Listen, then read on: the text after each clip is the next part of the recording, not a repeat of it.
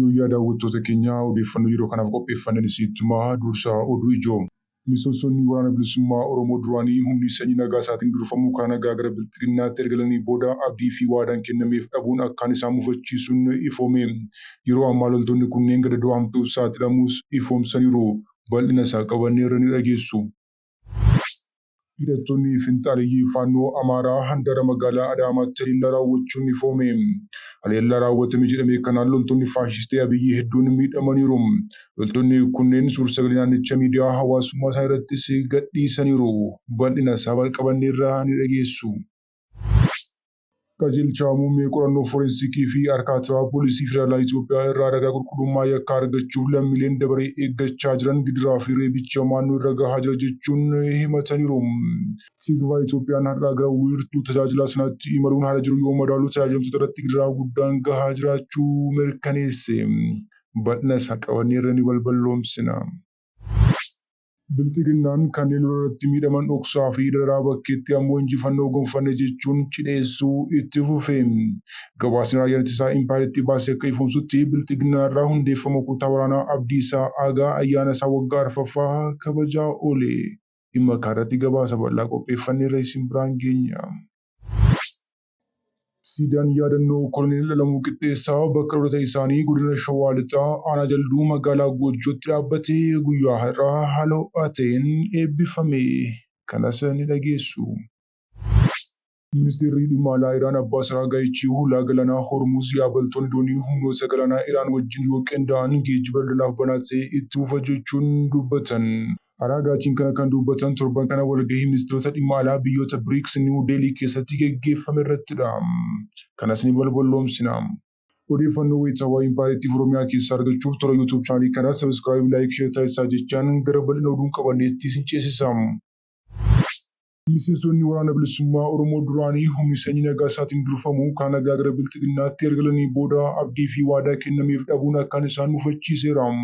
Yeroo ammaa loltoonni kunneen gadadoo hamtuuf saaxilamuu ifoomsaniiru. Erga leenjii haaromsaa mooraa Awaash Bishoollaatti fudhatanii booda mootummaan naannoo Oromiyaa hojii fi jireenya amansiisaa akka isaanii dhumu waadaa galee gara godinaalee adda addaatti isaan ramade. Haa ta'u malee ramaddii isaan magaalaa Shaggar keessatti argatan rakkoo biraaf karaa kan saaqe yommuu ta'u, keessumaa Piroojeektii lukkuu horsiisuu kan mootummaan akka furmaataatti dhiyeesseef kufaatii guddaaf isaan saaxileera. Cuuciin lukkuu isaanitti kenname dhumuu hordofee mootummaan adeemsa kana keessatti deeggarsa gochuu mannaa liqii baankii siiqqee irraa fudhatame akka kaffalan dhiibbaa irratti gochuun jireenya isaanii caalxaxamaa taasiseera. Miseensonni kunneen akka ibsanitti rakkoon jireenyaa fi dinagdee qofa osoo hin taane nageenyi isaaniis balaa guddaa irra bu'eera. Namootni nagaan galan kana keessaa hedduun isaanii magaalaa Shaggar kutaa magaalaa Gafarsaa Gujee keessatti badii tokko malee hidhamuun daramaa argaa jiru. Akka odeeffannoon bahee addeessutti bulchaan aanaa Koloboo obbo Kaasuu Addunyaa fi bulchituun magaalaa Gafarsaa Gujee aadde Boontuun harka keessaa qabu jedhamuun hamatamu. Namoota hidhaan irraa hafan immoo hojii dhabuun daandiitti akka bahan dirqamsiiseera jedhame.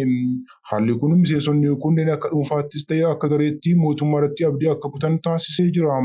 Sababni isaas waadaan mootummaan naannoo Oromiyaa galee bulchitoota gadiitiin hojiitti hiikamuu dhabuun isaa garaagarummaa guddaa uumeera. Hidhattoonni finxaaliyyii faannoo Amaaraa handara magaalaa Adaamaatti haleellaa raawwachuun ifoome. Haleellaa raawwatame jedhame kanaan loltoota faashistii Abiyyi irra miidhaan qaqqabeera. Loltoonni kun suur-sagalee naannichaa miidiyaa hawaasummaa irrattis qoodaniiru. Hidhattoonni finxaaliyyii faannoo kun Oromiyaa keessaa filata haleellaa cimaa raawwachuun lubbuu namoota nagaa hedduu galaafachaa turanii sagalee uunaatti paarlaamaa impaayiriittiin shororkeessaa jedhamanii hin farrajamne.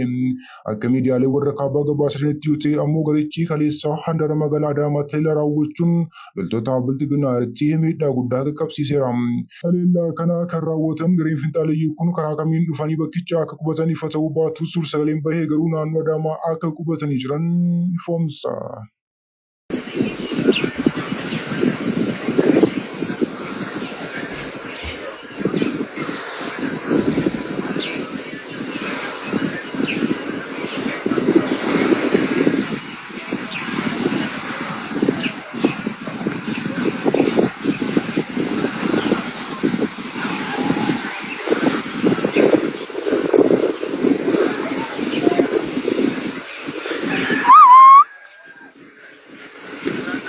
ምን ታየ? ምን ታየ? የጠፋ ሰው የደጋ ሰው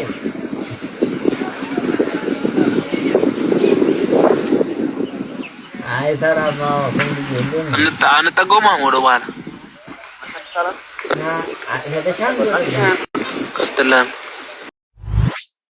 qajeelcha muummee qorannoo forensiikii fi arkaatiraa poolisii federaalaa Itoophiyaa irraa ragaa qulqullummaa yakkaa argachuuf lammiileen dabaree eeggachaa jiran gidiraa fi reebicha naannoo irra gahaa jira jechuun himataniiru. Tiikvaa Itoophiyaan ganama har'aa wiirtuu tajaajila sanatti imaluun haala jiru yoo madaalu tajaajiltoota irratti gidiraa hamaan gahaa jiraachuu ifoomse. Magaalaa sana keessatti miseensonni poolisii federaalaa yoo barbaadan tajaajilamtoota hiriira kan qabsiisan yoo ta'u yeroo kaan immoo humnaan yookiin uleedhaan ari'uu fi hiriira namoota qabatan bittinsuun isaaniis ibsameera. Tajaajilamtoonni achitti argaman akka dubbatanitti tajaajila kana argachuuf guyyoota baay'eedhaaf deddeebi'anis tajaajila sirrii dhabuu qofa osoo hin taane reebichaa fi saamicha qabeenyaatiif saaxilamaa jiraachuu ibsaniiru. Tajaajilamaan tokko kan magaalaa Buttaajiraa irraa dhufan akka jiranitti guyyaa jalqaba dhufanii kaasanii guyyaa sadiif poolisiin akka isaan reebe dubbataniiru. Itti dabaluun bilbilaa fi maallaqa isaanii akka jalaa saamanis himaniiru. Namni kun akka jiranitti waxabajjii ja'a akka lakkoofsa Habashaatti beellamanni kanaaf kennamee dhufus har'a garuu qulqullummaa biyya alaa hin kenninu kan biyya keessaa qofaadha jechuun haga ammaatti dhaabbadheen jira jedhu. Halkan dhumne dabaree eeguu erga jalqabnee sa'aatii 8 ta'eera jechuunis dubbatan. Uummanni gidiramaa jiraachuu fi reebamaa jiraachuu kan dubbatan namni kun namni ragaa kana dhabee reebamee hospitaala galee fi kan kuffifame akka heddummaatu dubbataniiru. Dhimma kanatti itti gaafatamaan kominikeeshinii poolisii federaalaa Itoophiyaa obbo Jilaan Abdii ibsa kennaniiru. Obbo Jilaan akka jedhanitti lammiileen gara bahaa giddu galeessaatti hojiidhaaf imaluuf ragaa qulqullummaa yakkaa barbaadan waxabajjii ja'a bara 2018 akka lakkoofsa impaayirtii irraa jalqabee qaamaan qajeelcha muummee arkaatiraa Finfinnee jiru dhufuu osoo hin barbaachisiin naannoo isaaniitti wiirtuulee ministeera hojii fi ogummaan qophaa'anitti fi ejensiiwwan isaan kaan irratti argachuu danda'u jiran. Dabareen kan baay'atu warra bahaa giddu galeessaa deeman waan ta'eef tajaajilchi naannoo isaaniitti akka ta'u murtaa'eera jechuun ifoomsaniiru. Biltiginnaan kan leeluu irratti miidhaman dhoksaa fi daraa bakkeetti ammoo injifannoo gonfanne jechuun cidheessuu itti fufe. Gabaasni raayyaan ittisaa impaayirtii baasee akka ifoomsutti biltiginnaan har'a hundeeffama kutaa waraanaa Abdiisaa Aga waggaa 4ffaa kabajeera. Qondaaltonni biltiginnaa ilmaan isaanii Ameerikaa fi biyyoota Awurooppaatti erguun jiruu fi jireenya qanii akka jiraatan gochaa ilmaan hiyyeessaa ammoo dirqiidhaan qabuun hirbaata rasaasaa gochaa jiru. Loltoonni biltiginnaa tajaajilutti lubbuu dhaban miliyoonaan kan lakkaa'aman yoo ta'u kanneen lubbuun hafan ammoo imimmaan buusaa kadhattuu ta'anii jechuun boo'aa fi hira bahuun sagalee dhageessisaa jiru.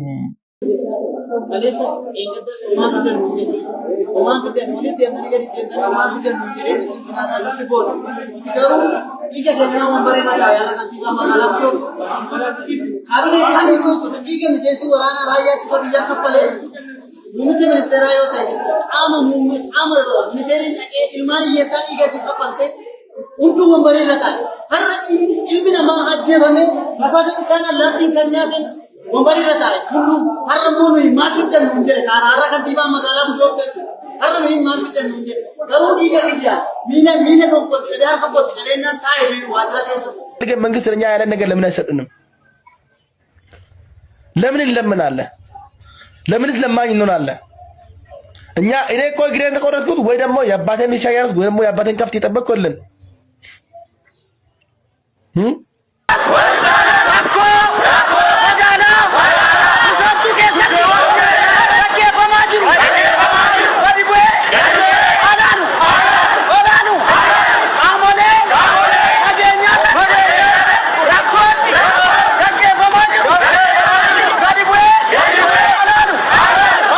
jiru kutaa waraanaa Abdiisaa Agaa ayyaana hundeeffama isaa waggaa 4ffaa haala ho'aadhaan kabajachuu raayyaan ittisaa impaayirtii ifoomse.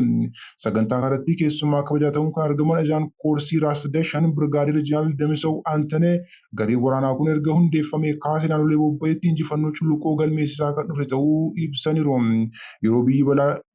Yeroo biyyi balaa jiraachuu fi dhabamuu keessa turteetti gootota murteessoo ta'aniin kan hundeeffame garee waraanaa Abdiisaa Agaa ergama kennameef dandeettii olaanaadhaan bahachuu fi qabatamaadhaan uummataaf dhaabbachuu isaa mirkaneessuun dhugumaan ilmaan uummataa ta'uusaa agarsiiseera jedhan qondaalli biltiginnaa kun. Gootummaa isaan jedhan kun garuu lammiilee nagaa ajjeesuu, hidhuu, dararuu, gudeeduu fi saamuu akka ta'e uummataaf ifaadha. Siidaan yaadannoo Koloneel Alamuu Qixxeessaa bakka dhaloota isaanii godina Shawaa Lixaa aanaa Jalduu magaalaa Goojjootti dhaabbatee ture eebbifame. Koloneel Alamuu Qixxeessaa hundeessitoota waldaa Maccaa fi Tuulamaa keessaa isaan tokko.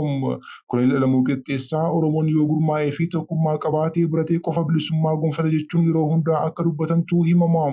Kanaafis waldaa Maccaa fi Tuulamaa hundaa'ee Oromoon gaaddisan jalatti akka ijaaramuuf gahee olaanaa taphachuu isaanii seenaan isaanii ni addeessa. Hundeessaa fi pirezidaantii waldichaa yeroo dheeraa kan turan Koloneel Alamuun mooticha Haayile Sillaasee fi kaabinota isaaniirraa doorsifni garaagaraa dhimma waldaa Maccaa fi Tuulamaatiin yoo irra gahu kutannoon deebii kennaa akka turan seenaan isaanii ni addeessa. Weerara Xaaliyaanii qolachuu keessattis Koloneel Alamuu Qixxeessaa gumaacha guddaa qabu. Ministeerri dhimma alaa Iraan Abbaas Araghaachi hulaan galaanaa Hormuuz jaabaltoonni doonii humnoota galaanaa Iraan wajjin qindaa'an geejjiba daldalaaf banaa ta'e akka itti fufuu ifoomsan.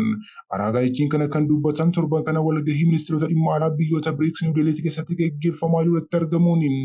Dubbiin Araghaachi kun kan dhagahame wayitaa tasgabbiin naannichaa fi yaaduu nageenya karaa hulaa Hormuuz daldala anniisaa addunyaa irratti uumamee jiru hammaatee jira. Karaan galaanaa kun dhiyeessii boba'aa addunyaa hammaan guddaa ta'e kan keessummeessu yoo ta'u miidiyaaleen gurguddoon akka Reuters akka gabaasanitti Iraan karaan kun dhaabbata naannoo fi maaritaamii biyyattii wajjin qindoomuun daldalaaf banaa akka ta'e ejjennoo ishee ibsiteetti.